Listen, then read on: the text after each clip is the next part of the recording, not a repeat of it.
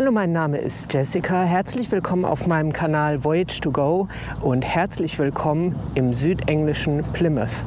Vor einem Jahr habe ich mit meinem deutschsprachigen historischen Reisepodcast Voyage to Go History begonnen, in dem ich die Geschichte des erst 17-jährigen Deutschen Georg Forster erzähle, der an Bord der HMS Resolution unter dem Kommando von James Cook mit seinem Vater um die Welt gesegelt ist. Georgs Reiseerzählung Reise um die Welt gilt als Beginn der deutschsprachigen Reiseliteratur. Und jetzt, 252 Jahre später, möchte ich in den Spuren von Georg Forster und James Cook die Reise um die Welt 2.0 antreten. Die erste Station auf dieser Reise ist der Ausgangspunkt von James Cook und Georg Forsters Reise, der englische Marinehafen Plymouth. James Cook lief am 13. Juli 1772 von Plymouth zu seiner zweiten Weltumsegelung aus. Mit seinem Schiff, der Resolution, und dem Begleitschiff Adventure brach er auf, um den südlichen Pazifik weiter zu erforschen und herauszufinden, ob es einen südlichen Kontinent gab. An Bord war auch der 17-jährige Georg Forster, der seinen Vater begleitete, der mit der Dokumentation der naturwissenschaftlichen Entdeckung der Reise beauftragt war. Plymouth ist einer der bedeutendsten Häfen in der britischen Geschichte und war seit jeher ein zentraler Ausgangspunkt für zahlreiche Entdeckungsreisen. Der Hafen spielte eine Schlüsselrolle in der maritimen Geschichte Großbritanniens und war eng mit den Ambitionen Englands zur See verbunden. Erstmals wird Plymouth 1231 in den Chroniken erwähnt. Zur Zeit von Wilhelm dem Eroberer trug der Ort noch den Namen des kleinen Fischerdorfs Sutton, an den heute der gleichnamige Hafen erinnert. Während des Hundertjährigen Kriegs, in dem England seinen Anspruch auf die französische Krone verteidigte, segelten von hier aus die englischen Schiffe nach Frankreich. Die größte Bedeutung erlangte Plymouth jedoch in der elisabethanischen Ära. 1577 stach Francis Drake von hier aus in See, um die Welt zu umsegeln. Diese wagemutige Reise dauerte fast 3 Jahre und als Drake 1580 nach Plymouth zurückkehrte, wurde er von den Bürgern der Stadt begeistert empfangen. Doch seine Rolle als Seefahrer endete hier nicht.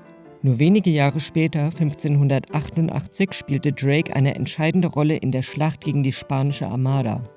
Von Plymouth aus führte er die englische Flotte gegen die Übermacht der Spanier und trug wesentlich zum Sieg bei, der Englands Unabhängigkeit sicherte und Plymouths Ruf als bedeutender Hafen festigte. Einen ersten guten Überblick über die Geschichte von Plymouth erhält man auf der Plymouth Hoe, einer weitläufigen Grünfläche und Anhöhe, die sich majestätisch über den Plymouth Sound erhebt. Die Hoe bietet nicht nur eine fantastische Aussicht auf das Meer, sondern ist auch ein Ort voller Denkmäler, die an die reiche maritime Geschichte Großbritanniens erinnern, auch an die kriegerischen Kapitel. Besonders ins Auge fällt der Smeaton's Tower, ein Leuchtturm, der einst die englische Küste sicherte. Ursprünglich wurde er 1759 auf dem Eddystone Riff erbaut und kostete damals 40.000 Pfund. Als 1772 die Schiffe Resolution und Adventure zu ihrer Weltreise aufbrachen, stand der Leuchtturm noch auf dem Eddystone-Felsen und Georg Forster erwähnte ihn sogar in seinen Erzählungen. Doch in den frühen 1880er Jahren musste der Turm abgebaut werden, als das Meer begann, den Felsen zu unterspülen. Rund 2/3 der Struktur wurden Stein für Stein an ihren heutigen Standort auf der Hoe versetzt. Heute ragt Smeaton's Tower 22 Meter hoch in den Himmel und bietet von seinem Laternenraum aus einen fantastischen Blick auf den Plymouth Sound und die Stadt. An die Plymouth Hoe schließt die Zitadelle an, eine beeindruckende Festung, die über dem Plymouth Sound wacht. Hier lag die Resolution kurz vor ihrer Abreise an einer Boje festgemacht. Eines Nachts hatte sich das schwer beladene Forschungsschiff unbemerkt losgerissen und trieb langsam auf die Felsen unterhalb der Zitadelle zu. Glücklicherweise entdeckte Georg Forsters Vater zufällig, dass das Schiff nicht mehr gesichert war und konnte rechtzeitig Alarm schlagen. Am Fuß der Plymouth Hoe liegt der Tinside Pool, ein im Art Deco-Stil erbautes Freibad aus den 1930er Jahren. Derzeit ist der Pool jedoch außer Betrieb, weil die Herbst- und Wintermonate eine reguläre Nutzung unmöglich machen. Doch das hält die einheimischen Jugendlichen nicht davon ab, die etwas weiter vom Ufer gelegene Badeplattform zu nutzen. Mit Mut und Freude springen sie von dort direkt in das kühle, herbstliche Meer und trotzen den kühlen Temperaturen, die für viele längst nicht mehr badefreundlich wären. Von der Plymouth Hoe aus kann man auch Drake's Island sehen, einen kleinen Inselvorsprung im Plymouth Sound. Hier bestimmte der Bordastronom der Resolution vor Beginn der Zweiten Weltumsegelung von James Cook die exakte Position im Verhältnis zu Greenwich. Diese Messungen waren entscheidend, um die Chronometer der Expedition zu justieren. Mit diesen präzisen Uhren konnte man in einer Zeit lange vor GPS die genaue Position auf den Längengraden bestimmen und sicher navigieren.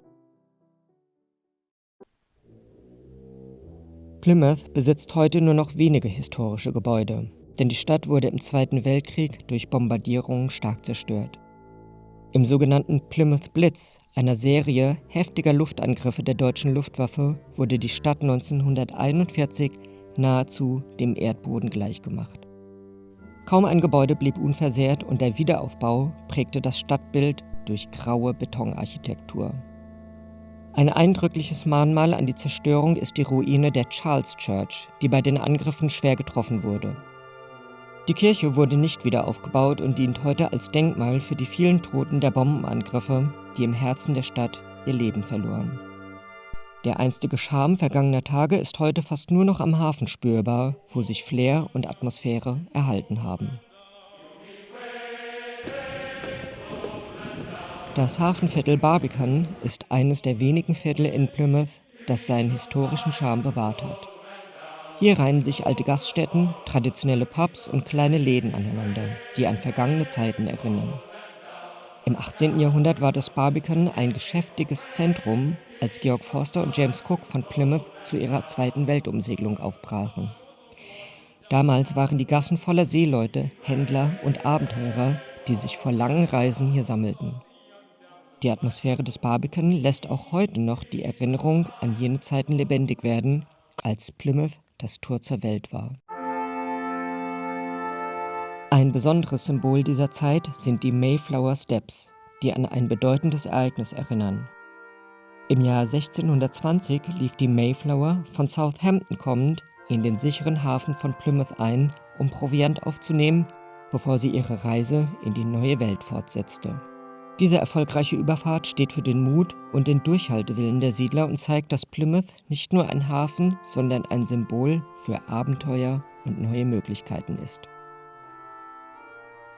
Direkt an den historischen Mayflower Steps befindet sich das Mayflower Museum, ein kleines, aber informatives Museum, das sich der Geschichte der berühmten Überfahrt der Mayflower im Jahr 1620 widmet. Auf 3 Etagen erzählt es die Geschichte der Pilgerväter, ihre beschwerliche Reise über den Atlantik und die Ankunft in der neuen Welt. Doch das Museum beleuchtet auch die Geschichte der indigenen Kulturen, die bereits in Nordamerika lebten, lange bevor die Siedler ankamen. Das Mayflower Museum ist untergebracht im Gebäude des Tourismuszentrums hier im Hafen von Plymouth. Richtig eine Verbindung zu Plymouth stellt es nicht so sehr her, wie eigentlich dorthin, wo die Mayflower hingefahren ist, nämlich nach Amerika. Es zeigt die komplexen Beziehungen und die Konflikte, die zwischen den europäischen Ankömmlingen und den indigenen Völkern entstanden und gibt einen wichtigen Einblick in die Auswirkungen dieser Begegnung auf beiden Seiten. Ich bin jetzt im Mayflower Museum und das ist für Europäer sicherlich interessant, aber für Amerikaner ist es vielleicht sogar noch interessanter. Ungefähr 30 Millionen Menschen, glaubt man, stammen von den ersten Auswanderern, die auf der Mayflower von Plymouth abgesegelt sind, ab. 50 von den 102 Menschen, die damals hier abgesegelt sind, haben in den USA noch lebende Nachfahren. Und da sind ganz interessante dabei, zum Beispiel hier, der 41. Präsident der USA, George Bush. Oder hier, die Schauspielerin Jodie Foster. Oder aber auch hier, Humphrey Bogart. Oder hier, einer von meinen Lieblingen, Clint Eastwood. Ja, hier gibt es ein spannendes Gimmick, das man einfach mal so ausprobieren kann. Es hat eigentlich gar nichts mit der Geschichte der Mayflower zu tun. Man soll hier auf den Knopf drücken und dann kann man nach draußen schauen. Auf der anderen Seite des Hafens liegt das National Marine Aquarium, das größte öffentliche Aquarium Großbritanniens und ein Fenster in die faszinierende Welt der Meere. Für mich ist das besonders interessant, da ich mich auf den Spuren der Zweiten Weltumsegelung von James Cook befinde. Zu Zeiten von James Cook gab es das natürlich noch nicht, aber in Plymouth ist das National Marine Aquarium eins von den Highlights, also das nationale Meeresaquarium. Ich bin heute auch hierher gekommen, um mir ein paar von diesen Lebewesen mal aus der Nähe anzusehen, von denen Georg Forster in seiner Reiseerzählung Reise um die Welt an vielen Stellen berichtet. Das Aquarium verbindet historisch Seefahrt mit moderner Meeresforschung und ermöglicht mir, mehr über die Meereslebewesen und Ökosysteme zu erfahren, die auch James Cook auf seiner Reise entdeckte. So kann ich ein tieferes Verständnis für die Ozeane entwickeln, die Cook einst erkundete, und gleichzeitig die Bedeutung des Meeresschutzes heute schätzen lernen. Besonders beeindruckend ist es, Haie und Stachelrochen aus wenigen Zentimetern Entfernung zu beobachten. Es ist auch wunderschön zu sehen, wie engagiert die Museumsmitarbeiter jungen Menschen die Begeisterung für das Meer und seine komplexen Zusammenhänge näherbringen. Mit Leidenschaft und Fachwissen vermitteln sie, wie wichtig der Schutz der Ozeane ist, und lassen die jungen Besucher die Faszination der Unterwasserwelt hautnah erleben. Im National Marine Aquarium lebt auch einer seiner größten Bewohner, ein Sandtigerhai namens Friday. Der Transport dieses Hais ins Aquarium war eine echte Herausforderung. Mit über 2 Metern Länge brauchte es viel Vorbereitung, um ihn sicher in sein neues Zuhause zu bringen. Als es schließlich soweit war, meisterte das Team die Umsiedlung mit Fingerspitzengefühl und Geduld. Heute ist Friday einer der Stars des Aquariums und beeindruckt die Besucher mit seinem majestätischen Auftreten. Nun besuche ich einen etwas außerhalb der Altstadt gelegenen Ort, der bei einem Plymouth-Besuch nicht fehlen darf: The Box. Auch wenn es auf den ersten Blick nichts mit den Weltreisen von Cook und Forster zu tun hat, so passt es doch irgendwie in das große Bild von Entdeckung und Erkundung. The Box ist mehr als nur ein Museum. Es ist ein Ort zum Verweilen, zum Austausch und zum Lernen für Menschen jeden Alters. Hier wird nicht nur Geschichte bewahrt, sondern auch durch Multimedia-Installationen auf moderne Weise lebendig gemacht. Ja, jetzt bin ich in einem Museum, das heißt The Box. Und ich bin schon einmal durchgelaufen und kann immer noch nicht genau sagen, worum es geht. Es geht irgendwie um alles. Alles, was irgendwie interessant und faszinierend ist. Mit einer beeindruckenden Vielfalt von Kunst und historischen Exponaten bis hin zu interaktiven und multimedialen Ausstellungen bietet The Box etwas für jeden Geschmack und regt zum Nachdenken und Entdecken an. Das ist auf jeden Fall ein Museum, wo man reingeht und nicht weiß, was einen erwartet. Und das ist vielleicht auch gut so. Auf jeden Fall könnte ich hier locker einen ganzen Tag drin verbringen. Ein lebendiger Treffpunkt, der das Lernen und die Kultur in den Mittelpunkt stellt. Plymouth war der Ausgangspunkt für James Cooks zweite Weltreise, doch es ist nicht der einzige Ort an der englischen Südküste, an dem sich Spuren dieser historischen Expedition finden lassen. Auch in anderen Küstenstädten mit einer reichen maritimen Tradition lassen sich Hinweise auf die Reise von Cook und Forster entdecken. Denn ich reise natürlich weiter auf meiner Reise um die Welt 2.0 auf den Spuren von James Cook und Georg Forster auf ihrer Reise um die Welt. Und auch im nächsten Video besuche ich eine der Stationen, die für ihre Reise eine Rolle gespielt haben. Nicht nur für ihre Reise, sondern für die gesamte britische Seefahrt. Diese Orte erzählen eigene Geschichten und bieten weitere Einblicke in die britische Seefahrtsgeschichte. In den nächsten Videos werde ich diese besonderen Orte erkunden, die eng mit der Geschichte der großen Entdeckungsreisen verbunden sind und dabei einige spannende Entdeckungen machen. Ja, damit sind wir am Ende von diesem Video. Ich hoffe, es hat euch gefallen. Wenn das so ist, dann lasst doch gerne ein Abo da, dann erfahrt ihr sofort, wenn das nächste Video draußen ist und ich wieder auf Reisen bin. Das nächste Mal haben wir weiter mit historischer Seefahrt zu tun, denn das nächste Video spielt definitiv in Portsmouth. Ich hoffe, ihr seid dann auch wieder dabei. Also ciao von hier aus Plymouth. Bis zum nächsten Mal. Ciao, ciao.